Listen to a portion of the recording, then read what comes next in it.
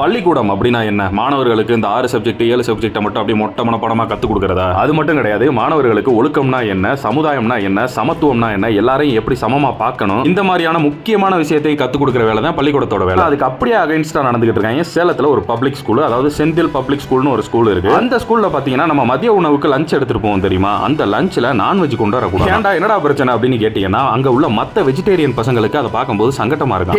அவங்களுக்கு சங்கட்டமா இருக்குன்னா ஓரமா போய் உட்காந்து திங்க சொல்லுங்கடா. இதுவே ஒரு நான்வெஜ் சாப்பிட்ற பையன் போய் அந்த பையன் முள்ளங்கி சாம்பார் கொண்டாந்துருக்கேன், என்னால பக்கத்துல உட்கார முடியல, குப்புன்னு வாட அடிக்குது அப்படின்னு சொல்லியிருந்தா இனி அவனும் வெஜ் சாப்பாடு கொண்டாட கூடாதுன்னு சொல்லிருப்பீங்களா? லூசு பயில்களா, நீங்க ஸ்கூல் வச்சு நடத்திட்டு இருக்கீங்க, நீங்க ஒன்னும் வெஜ் ரெஸ்டாரண்ட் வச்சு நடத்தல. அப்படி பசங்க சங்கடப்படுறாங்கன்னு வந்து உங்கள்கிட்ட சொன்னா நீங்க என்ன பண்ணணும்? இல்ல தம்பி, அது அவங்களோட உணவு, அவங்க தானே சாப்பிடுறாங்க, உனக்கு என்ன ஊட்டியா விட்டாங்க, நீ அங்கிட்ட தள்ளி போய் உட்காந்து சாப்பிடு, உனக்கு அது பிடிக்கல. அது மட்டும் இல்ல தம்பி, நீ சாப்பிட்ற சாப்பாடு உன்னோட விருப்பம், அவங்க சாப்பிட்ற சாப்பாடு அவங்களோட விருப்பம். சமத்துவமும் சம உரிமையும் சொல்லி கொடுக்கறதாண்டா பள்ளிக்கூடத்தோட வேலை. வேற ஒண்ணும் இல்ல. ஸ்கூல்னா என்னன்னா அடிப்படை அறிவு கூட இல்லாதவன் ஸ்கூல் தொடர்ந்தான்னா அப்படித்தான் இருக்கும்.